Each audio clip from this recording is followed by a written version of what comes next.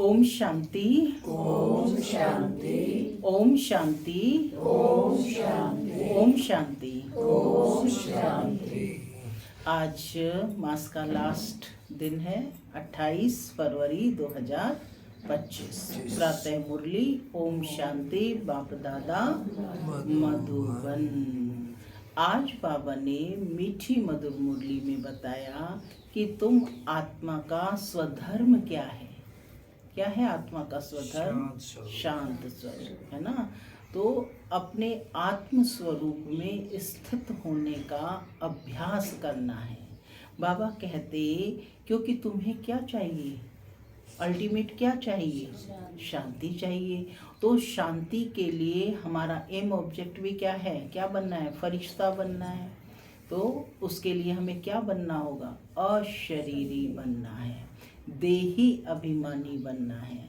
इस देह में रहते हुए आत्मा देही को याद रखना है। तो बाबा ने कहा कि अशरीरी बनने का अभ्यास करना है।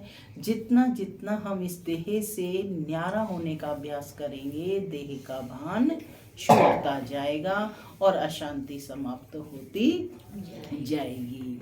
तो स्वयं को देह से न्यारी आत्मा समझकर बाप को याद करना है। बाबा ने कहा यही यथार्थ याद है।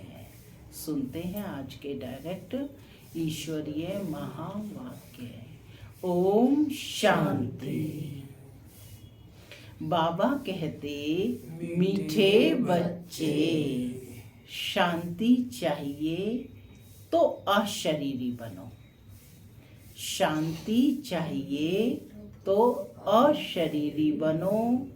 इस देह भान में आने से ही अशांति होती है। इस देह भान में आने से ही अशांति होती है। इसलिए अपने स्वधर्म में स्थित रहो। इसलिए अपने स्वधर्म में स्थित रहो। बाबा कहते मीठे बच्चे, शांति चाहिए तो अशरीरी बनो। इस देह भान में आने से ही अशांति होती है। इसलिए अपने स्वधर्म में स्थित रहो। आज की मुरली से प्रश्न है, यथार्थ याद क्या है? यथार्थ याद माने वास्तविक याद क्या है? याद के समय किस बात का विशेष ध्यान देना चाहिए? प्रश्न के दो भाग हैं। यथार्थ याद क्या है? याद के समय किस बात का विशेष ध्यान देना चाहिए? बताइए, यथार्थ याद क्या है? अपने को आत्मा समझकर बाप को याद करना। अच्छा, याद के समय किस बात को विशेष ध्यान देना चाहिए? मैं शरीर से न्यारी। हाँ, ये शरीर याद ना आए कि मैं ये शरीर से न्यारी हूँ। बहुत अच्छा। सुनते हैं बाबा का उत्तर। बाबा कहते अपने को इस देह से न्यारी आत्मा समझकर बाप को याद करना, यही यथार्थ याद है।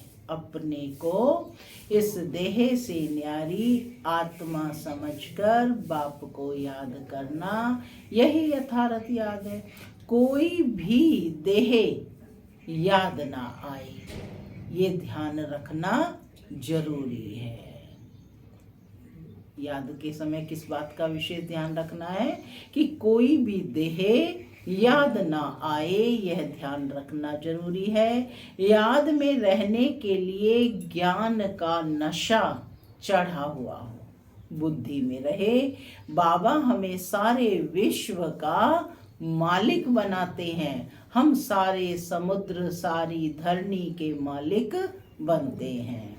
आज की मुरली में गीत है, तुम्हें पाके हमने जहां पा लिया, जमी तो जमी आसमां भी पा लिया।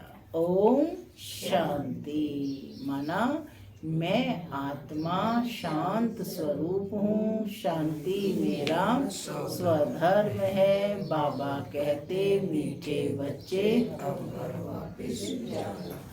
ओम शांति। ओम का अर्थ ही है अहम मैं आत्मा, यानी अहम आत्मा मैं आत्मा। मनुष्य फिर समझते हैं ओम माना भगवान, परंतु ऐसे है नहीं। ओम माने मैं आत्मा, मेरा यह शरीर है। कहते हैं ना ओम शांति। अहम आत्मा का स्वधर्म है शांत। आत्मा अपना परिचय देती है। मनुष्य भले ओम शांति कहते हैं, परंतु ओम का अर्थ कोई भी नहीं समझते। ओम शांति अक्षर अच्छा है। हम आत्मा हैं, हमारा स्वधर्म शांत है। क्या कहा? हम आत्मा हैं, हमारा स्वधर्म शांत है। हम आत्मा शांति धाम की रहने वाली हैं। कितना सिंपल अर्थ है। हमारा स्वधर्म शांत है ना? तो कितना सिंपल अर्थ है। लंबा चौड़ा कोई गपोड़ा नहीं है। इस समय के मनुष्य मात्र तो ये भी नहीं जानते कि अभी नई दुनिया है व पुरानी दुनिया है। नई दुनिया फिर पुरानी कब होती है, पुरानी से फिर नई कब होती है, यह भी कोई नहीं जानते। कोई से भी पूछा जाए दुनिया नई कब होती है और फिर पुरानी कैसे होती है, तो कोई भी बता नहीं सकेंगे। अभी तो कलयुग पुरानी दुनिया है। नई दुनिया सतयुग को कहा जाता है। नई दुनिया किसे कहा जाता है? सतयुग को। अच्छा, नई को फिर पुराना होने में कितने वर्ष लगते हैं? कितने वर्ष लगते हैं ये भी कोई नहीं जानते। मनुष्य होकर ये नहीं जानते, इसलिए इनको कहा जाता है जानवर से भी बदतर। जानवर तो अपने को कुछ कहते नहीं। मनुष्य कहते हैं हम पतित हैं, हे पतित पावन आओ, परंतु उनको जानते बिल्कुल ही नहीं। पावन अक्षर कितना अच्छा है। पावन दुनिया स्वर्ग नई दुनिया ही होगी। पावन दुनिया कौन सी होगी? स्वर्ग नई दुनिया होगी। चित्र भी देवताओं के हैं, परंतु कोई भी समझते नहीं है कि ये लक्ष्मी नारायण नई पावन दुनिया के मालिक हैं। यह सब बातें बेहद का बाप ही बैठ बच्चों को समझाते हैं। नई दुनिया स्वर्ग को कहा जाता है। देवताओं को कहेंगे स्वर्गवासी। अभी तो है पुरानी दुनिया नर्क। यहाँ मनुष्य हैं नर्कवासी। कोई मरता है तो भी कहते हैं स्वर्गवासी हुआ। तो गोया यहाँ नर्कवासी है ना। यदि कहते हैं जाने वाले को कि स्वर्गवासी हुआ, तो फिर उसके भेंट में क्या हुए? यहाँ पर नर्कवासी हुए ना। हिसाब से कह भी देंगे बरोबर यह नर्क ठहरा, परंतु बोलो तुम नर्कवासी हो तो बिगड़ पड़ेंगे। बाप समझाते हैं देखने में तो भले मनुष्य हैं, सूरत मनुष्य की है, परंतु सीरत बंदर जैसी है। यह भी गाया हुआ है ना। खुद भी मंदिरों में जाकर देवताओं के आगे गाते हैं, आप सर्वगुण संपन्न 16 कला संपूर्ण संपूर्ण निर्विकारी मर्यादा पुरुषोत्तम। और अपने लिए क्या कहेंगे? अपने लिए क्या कहेंगे? हम पापी नीच हैं, परंतु सीधा कहो कि तुम विकारी हो तो बिगड़ पड़ेंगे। इसलिए बाप सिर्फ बच्चों से ही बात करते हैं, समझाते हैं, बाहर वालों से बात नहीं करते, क्योंकि कलयुगी मनुष्य हैं नरकवासी। अभी तुम हो संगम युग वासी। कौन हो तुम? संगम युग वासी। स्वर्गवासी तो सतयुग में होंगे ना। तुम पवित्र बन रहे हो। क्या बन रहे हो? पवित्र बन रहे हो। जानते हो हम ब्राह्मणों को शिव बाबा पढ़ाते हैं, वे पतित पावन हैं। हम सभी आत्माओं को ले जाने के लिए बाप आए हैं। कितनी सिंपल बातें हैं। बाप कहते हैं बच्चे तुम आत्माएं शांति धाम से आती हो पार्ट बजाने। इस दुख धाम में सभी दुखी हैं, इसलिए कहते हैं मन को शांति कैसे हो। ऐसे नहीं कहते आत्मा को शांति कैसे हो। क्या कहते हैं? मन को शांति कैसे हो। तो बाबा कहते अरे तुम कहते हो ना ओम शांति, मेरा स्वधर्म है शांति, फिर शांति मांगते क्यों हो? जब आत्मा का ओरिजिनल गुण है शांति तो फिर मांगते क्यों? अपने को आत्मा भूल देह अभिमान में आ जाते हो, इसलिए शांति मांगते हो। आत्माएं तो शांति धाम की रहने वाली हैं, यहाँ फिर शांति कहाँ से मिलेगी? अशरीरी होने से ही शांति होगी। बाबा ने विधि बताई कि शांति कैसे मिलेगी। अशरीरी होने से ही शांति होगी। दिन भर अभ्यास करना है, घड़ी घड़ी बीच बीच में कार्य व्यवहार को रोककर कि मैं अशरीरी आत्मा हूँ, इस देह से न्यारी हूँ। शरीर के साथ आत्मा है तो उनको बोलना चलना तो जरूर पड़ता है। हम आत्मा शांति धाम से यहाँ पार्ट बजाने आई हैं। यह भी कोई नहीं जानते कि रावण ही हमारा दुश्मन है। कब से यह रावण दुश्मन बना यह भी कोई नहीं जानते। बड़े बड़े विद्वान पंडित आदि एक भी नहीं जानते कि रावण है कौन।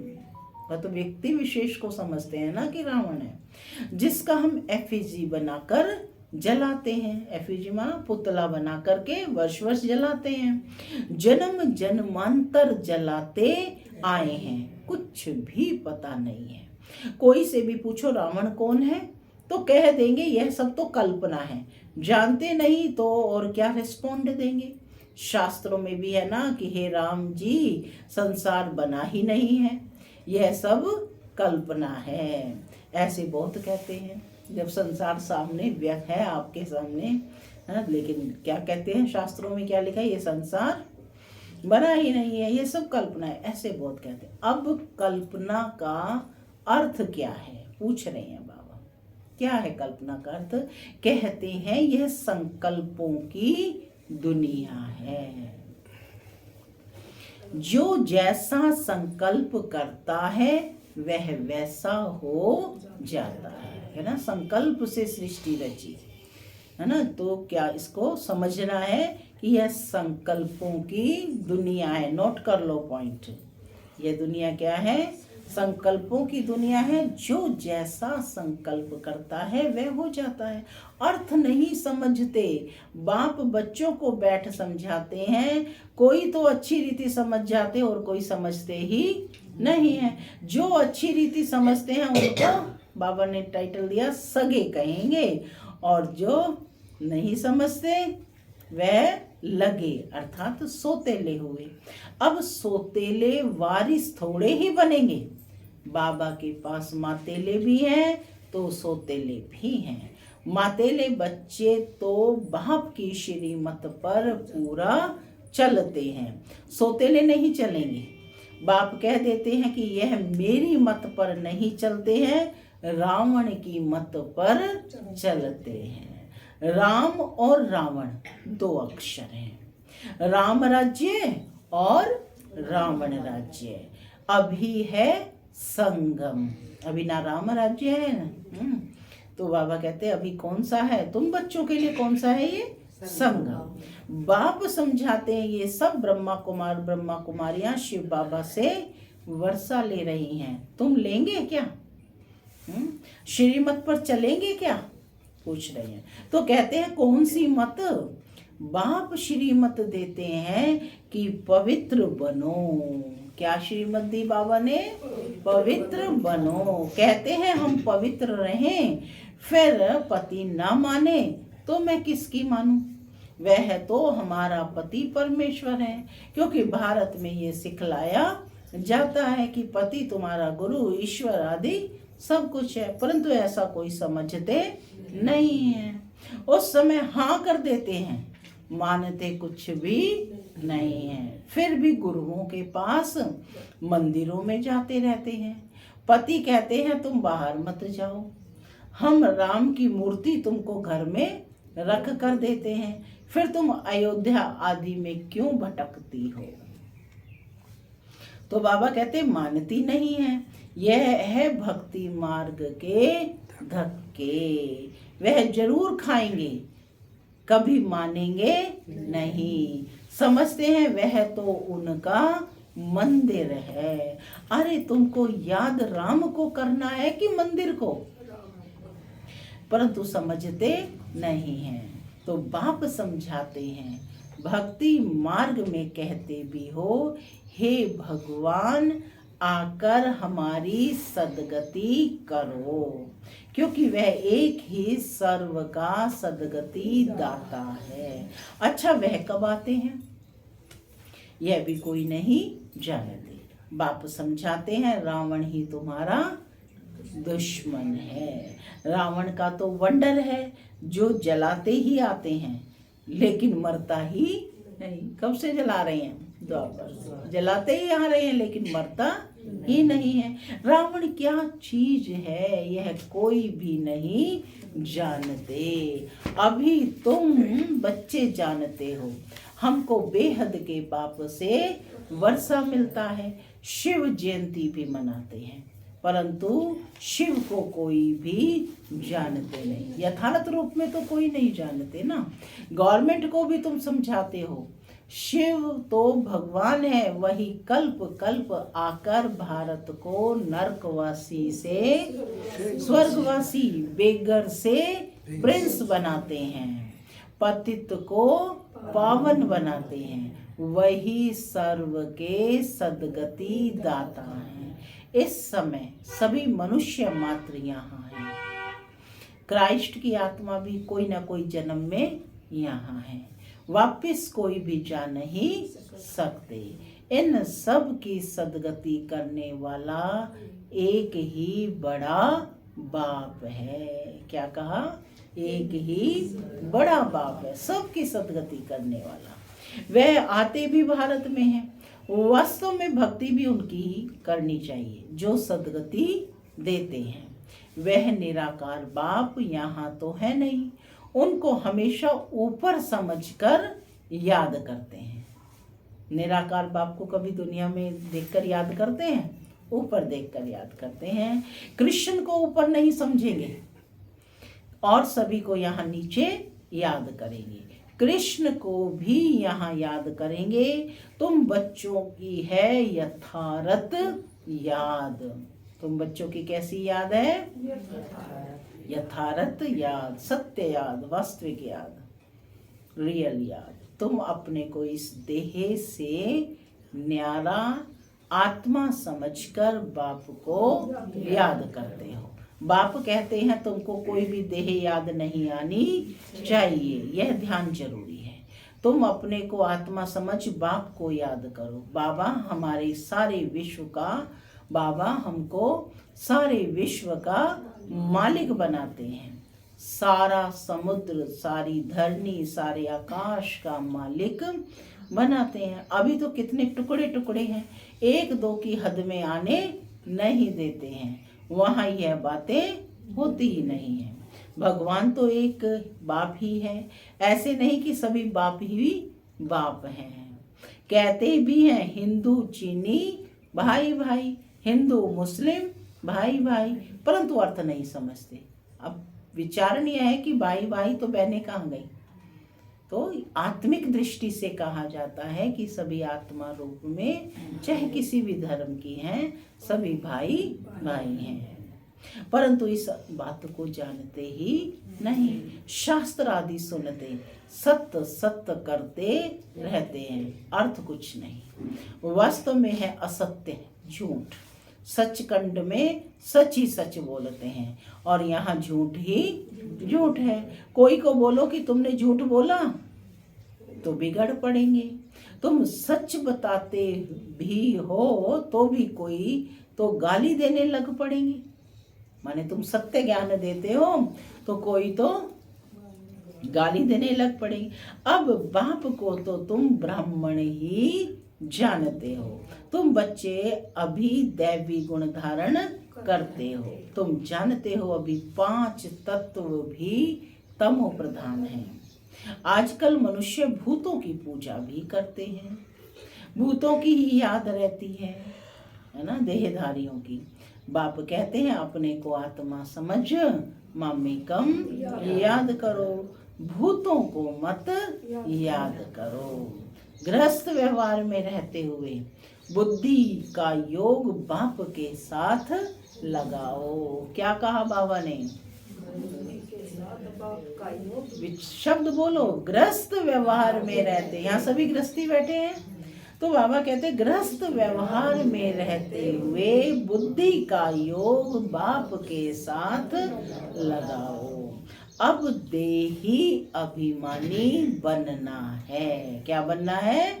देही अभिमानी। देह में रहने वाली आत्मा देही, तो अपने को देही समझकर चलना है और देही ही बनना है। जितना बाप को याद करेंगे तो वे कर्म विनाश होंगे। ज्ञान का तीसरा नेत्र तुमको मिलता है। ज्ञान का तीसरा नेत्र कौन सा है? तीसरा नेत्र दिव्य चक्षु का नेत्र, समझ का नेत्र, नॉलेज का नेत्र है ना।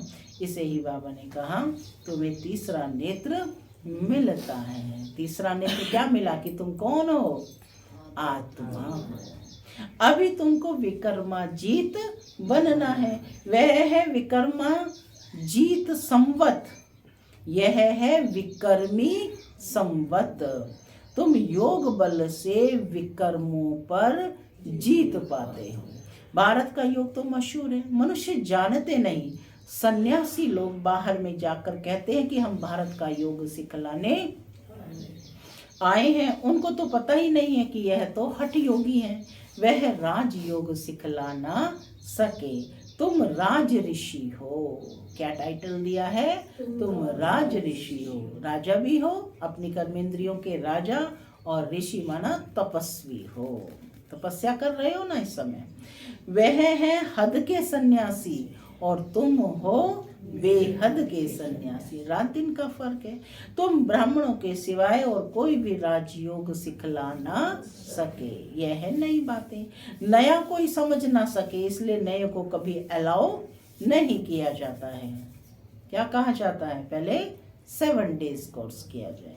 यह इंद्र सभा है ना। कहाँ बैठे हो? इंद्र सभा में। इस समय है सब पत्थर बुद्धि, सत्य में तुम बनते हो पारस बुद्धि। अभी है संगम, पत्थर से पारस सिवाय बाप के और कोई बना ना सके। तुम यहाँ आए हो पारस बुद्धि बनने के लिए। बरोबर भारत सोने की चिड़िया था ना। यह लक्ष्मी नारायण विश्व के मालिक थे ना। यह कभी राज्य करते थे, यह भी किसको पता थोड़े ही है।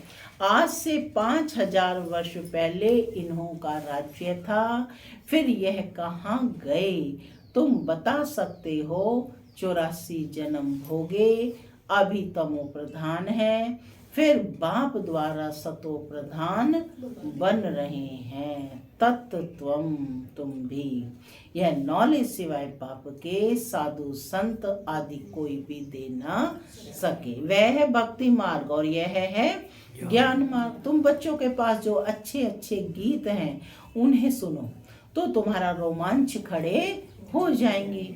खुशी का पारा एकदम चढ़ जाएगा। फिर वह नशा स्थायी भी रहना चाहिए। आज की मुरली में गीत कौन सा आया? तुम्हें पाके हमने जहाँ पा लिया, जमी तो जमी आस, माने सब कुछ सृष्टि के आदि मध्य अंत का ज्ञान पा लिया। तो कितना नशा चढ़ता है कि हमने भगवान को पा लिया, तो खुशी का पारा एकदम चढ़ जाएगा। फिर वह नशा स्थायी भी रहना चाहिए। यह है ज्ञान अमृत। वह शराब पीते हैं तो नशा चढ़ जाता है, यहाँ यह तो है ज्ञान अमृत। तुम्हारा नशा उतरना नहीं चाहिए, सदैव चढ़ा रहना चाहिए। तुम इन लक्ष्मी नारायण को देख कितने खुश होते हो। जानते हो हम श्रीमत से फिर श्रेष्ठाचारी बन रहे हैं। यहाँ देखते हुए भी बुद्धि योग बाप और वर्षे में लगा रहे। अच्छा, मीठे मीठे सिक्के लदे बच्चों प्रति माता पिता बाप दादा का याद प्यार और गुड मॉर्निंग। रूहानी बाप की रूहानी बच्चों को नमस्ते। हम रूहानी बच्चों की रूहानी माता पिता बाप दादा को याद प्यार मॉर्निंग और नमस्ते नमस्ते। सदा रहो हंसते, बनो फरिश्ते, चलो परम धाम के रास्ते। धारणा के लिए मुख्य सार पहला, विकर्मा जीत बनने के लिए योग बल से विकर्मों पर जीत प्राप्त करनी है। विकर्मा जीत बनने के लिए योग बल से विकर्मों पर जीत प्राप्त करनी है। यहाँ देखते हुए बुद्धि योग बाप और वर्षे में लगा रहे। दूसरा, बाप के वर्षे का पूरा अधिकार प्राप्त करने के लिए मातेला बनना है। एक बाप की ही श्रीमत पर चलना है। बाप जो समझाते हैं वह समझकर दूसरों को समझाना है। आज का वरदान है, दिव्य बुद्धि की लिफ्ट द्वारा तीनों लोकों का सैर करने वाले सहजयोगी भव। दिव्य बुद्धि की लिफ्ट द्वारा तीनों लोकों का सैर करने वाले सहज योगी भव। संगम युग पर सभी बच्चों को दिव्य बुद्धि की लिफ्ट मिलती है। इस वंडरफुल लिफ्ट द्वारा तीनों लोकों में जहां चाहो वहां पहुंच सकते हो। सिर्फ स्मृति का स्विच ऑन करो तो सेकंड में पहुंच जाएंगे और जितना समय जिस लोक का अनुभव करना चाहो उतना समय वहां स्थित रह सकते हो। इस लिफ्ट को यूज करने के लिए अमृत वेले केयरफुल बन स्मृति के स्विच को यथार्थ रीति से सेट करो। अथॉरिटी होकर इस लिफ्ट को कार्य में लगाओ तो सहज योगी बन जाएंगे। मेहनत समाप्त हो जाएगी। स्लोगन है, मन को सदा मौज में रखना यही जीवन जीने की कला है। मन को सदा मौज में रखना यही जीवन जीने का कला है। अव्यक्त इशारे, एकांत प्रिय बनो, एकता और एकाग्रता को अपनाओ। एकांतवासी का डबल अर्थ है, सिर्फ बाहर का एकांत नहीं लेकिन एक के अंत में खो जाना एकांत है। नहीं तो सिर्फ बाहर की एकांत होगी तो बोर हो जाएंगे, कहेंगे पता नहीं दिन कैसे बीतेगा। लेकिन एक बाप के अंत में खो जाओ। जैसे सागर के तले में चले जाते हैं तो कितना खजाना मिलता है, ऐसे एक के अंत में चले जाओ अर्थात बाप से जो प्राप्तियां हुई हैं उसमें खो जाओ। ओम शांति।